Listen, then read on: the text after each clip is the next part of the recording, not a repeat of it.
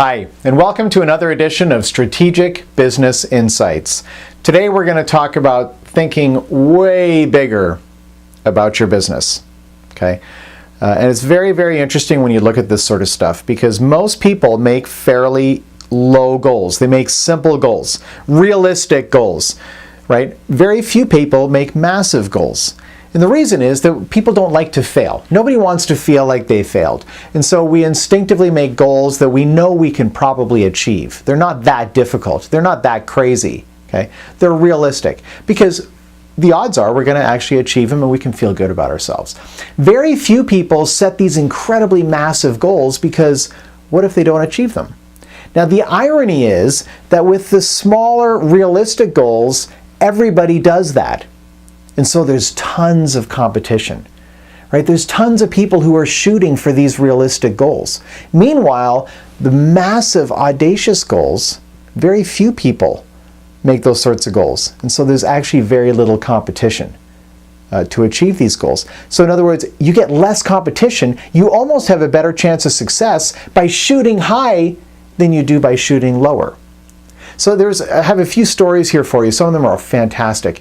I gave a course years ago, 5 years ago, and this guy came to my course. His name was Howard, and he was a yoga instructor, this guy. Now, I'm not saying anything about yoga instructors, but you know, I've met a few people who are yoga instructors, and none of them were like rich or making a huge amount of money. I mean, they were happy, they were living their lives. Some of them were doing slightly better than others, but for the most part, it was a struggle for most of them. They weren't making a huge amount of money. They were giving classes at the studio down the street. Meanwhile, this guy Howard had like investment properties, and he was really doing well.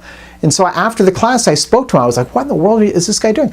Now, it turns out that he wasn't just teaching yoga, but he offered every year these big kind of luxury week-long retreats, yoga retreats in like Sedona, Arizona, and Hawaii, and other New Mexico. There were places all over the place. He was doing these retreats, okay, and they would cost like $4,000 or $5,000. And he was developing an audience, developing an email list, sending information out to those folks, and some people would sign up and spend thousands of dollars, okay, to go to these retreats with Howard leading the whole thing. Now, I don't know about you, but for me, this completely is a phrase that I use all the time. It expands the frame, okay? It expands the frame. I was expecting a small frame. Yoga instructors, my previous life experience with yoga instructors was this frame, but in fact, he was doing these retreats, and so my frame was blown out. This guy wasn't just a yoga instructor, he was a guru. He was a thought leader,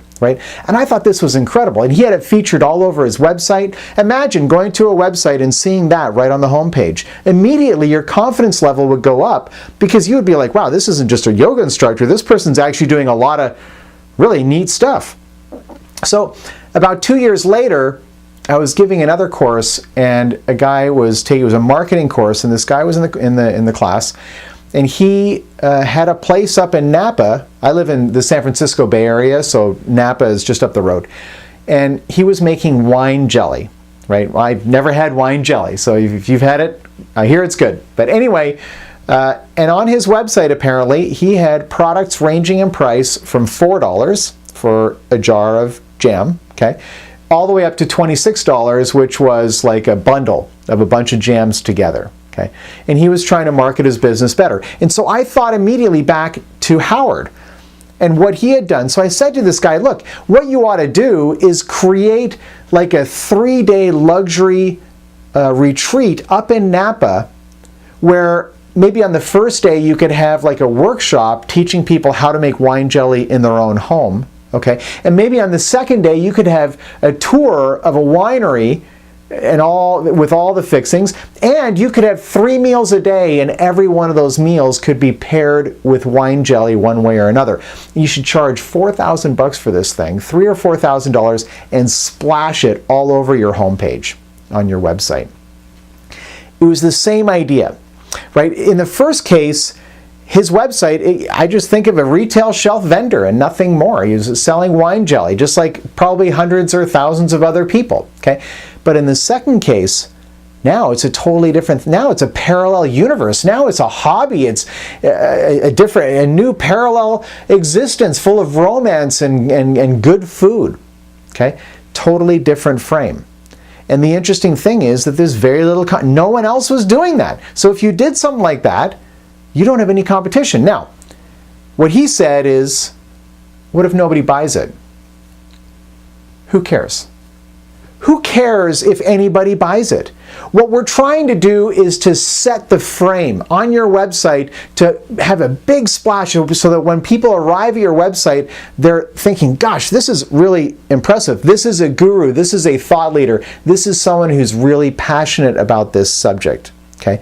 So if you do something like this and you offer some large offering right off the bat, don't worry if anybody buys it originally, the first time around. Maybe it takes a couple of years to build this up. For example, my literary agent, guy's name is Michael, and he's helped me with the books that I've published. There's hundreds of literary agents around the country, probably thousands. Okay, but what he and his wife did 10 years ago was they started the San Francisco Writers Conference. And the first year or two, hardly anybody came. But he started this conference. And guess what? He had no competition because nobody else was doing something like that. He thought bigger about his business. He thought, I can do that. Why can't I do that? And he started this conference 10 years ago. Well, this year, that conference was named the best writers conference in the country because it's grown and grown and grown. And Michael is at the center of this thriving community of writers. Okay? And as a literary agent, he's very successful. Okay? And I'm very thrilled. I'm honored to have an opportunity to work with him. Well, another friend of mine, her name is Stephanie, and Stephanie is a friend of Michael's as well, by the way. In fact, myself and Stephanie have both spoken at the San Francisco Writers Conference. But Stephanie has a publishing company called Authority Publishing, and she focuses on nonfiction books. She helps nonfiction authors, so a lot of business owners, self-employed service professionals who are writing books as a branding exercise in many cases.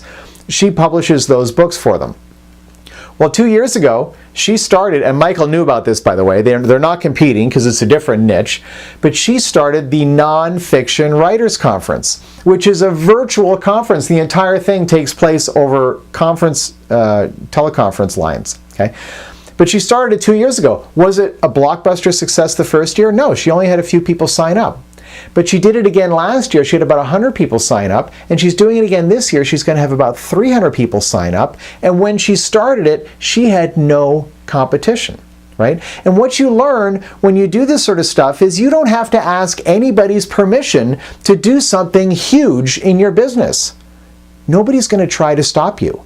Nobody is going to try to stop you. You can do whatever you want to do. For myself, in 2007, I was sitting at my desk and I wanted to speak at a conference, and I had never spoken at a conference before. And so I went online and I did some searches and I found a conference, and I didn't notice it at the beginning, but this particular conference was taking place in Stockholm, Sweden. Right? Keep in mind, I live in San Francisco, California. Okay? So it's far away. But I had already gone on the website and I had already clicked on speakers and clicked submit a proposal. So I was looking at this online form on the website right in front of me, and it was only at that point that I realized that this conference isn't even local, it's really far away. So I thought, gosh, I mean, what, should I fill this out? I mean, but I thought, you know what, sure, I'll fill it out. Why not? I'll fill it out. Okay? And I filled it out and I sent it off, and this is a long story, it kind of went back and forth, but at the end of the day, they picked me. They selected me as a speaker to go to Sweden. And I was scared to death, by the way. I mean, I was so nervous, I don't even have words to tell you how nervous I was. But the point is that when I got there, I was told that one of the reasons they picked me, listen to this, one of the reasons they picked me was because I'm an American from Silicon Valley. Right? Like 7 million other people who live in the San Francisco Bay Area. There's nothing special about being an American from Silicon Valley when you live in the San Francisco Bay Area. We all qualify. But in Sweden, that's something special. That's something special. So I got credibility in Sweden for something that absolutely isn't special at all here in America. And then I spoke in Sweden and I came back, and when I came back, I got more credibility at home Because I spoke in Sweden. Do you see how that worked? I got credibility in both directions. Now, when I submitted my proposal, I didn't know this at the time, but I found out later, they didn't have any other American speakers submit a proposal. I was the only one. And so they either wanted an American at the conference or they didn't. I had no competition. I didn't know it at the time. Okay? Likewise, last year, 2012, I sent a bunch of marketing materials out to the Persian Gulf, GCC, the Middle East region, where all those oil-producing countries are, because I wanted to try and speak over there. Okay? And I was contacted by a guy who does conferences in Dubai and Abu Dhabi and Doha, Qatar, and some of these countries that are so far away from America. And he hadn't received information from anybody else. I had sent him information. He doesn't get information from Americans. So I ended up going to Dubai last May and speaking at a conference. And it went very well. And I was then asked to come back, and I spoke at another conference also in Dubai in January of this year, just a few months ago. The point is, you can do anything you want to do. And if you set your sights at the moon, you'll actually have less competition.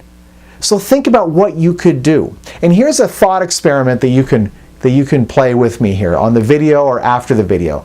Take your income, whatever you make right now, and if you're not working right now, just think of the last job you have, whatever your salary was there. Okay? Take that income and multiply it by 10 in your head. Okay? Take your income, multiply it by 10. So if it was 50,000, 500,000. Okay? What could you do to earn that income? Right? I'm not talking about winning the lottery. I'm talking about thinking bigger about your business. Right? Because I'll tell you what, there are people in the world today that have the same skill set as you, or maybe not even as good, who are making that larger number. They've found a way to leverage your expertise, which is their expertise. Okay, let's assume it's the same. They've found a way to leverage their expertise better than you have. Even if you're already doing very well. Maybe you're very successful already. Maybe you're making 500,000 now. Multiply that times 10. What could you make at 5 million? There's somebody in the world today who has the same skill set as you who's making 5 million a year instead of 500,000, or 500,000 versus 50, right? Or whatever that number is for you. So think way bigger. Find a way to leverage what you do, what you know, and think about something way bigger that you could do, something you could build. And I'll tell you what, if you do, you may have no competition along the way. At the end of the day, in your life, your career, you've got base hits and you've got home runs, right? Most people spend their life going for base hits. Now, base hits win games, okay? There's nothing wrong with making small incremental progress in your life, okay? But home runs are fun and they're exciting and everybody loves them. You know it and so do I. Allocate some time. Maybe you're super busy. Maybe you have children. Maybe you work 40, 50 hours a week. You could be super busy. But I bet you anything that you could allocate 15, 20 minutes, half an hour tomorrow, today, to allocate towards that home run strategy. Think of something way bigger than anything you've ever done before and just get the wheels in motion. You don't have to achieve the whole thing in one day, but do something at that larger level, because it will do a whole bunch of things. Number one, it's going to make you more excited. It's going to put a sparkle in your eye and a spring in your step. It's going to give you something to be more excited about, and people radiate their emotions. So if you're excited, if you're beaming in your life, the people in your life, the other people in your circle, they're going to notice and they're going to see it.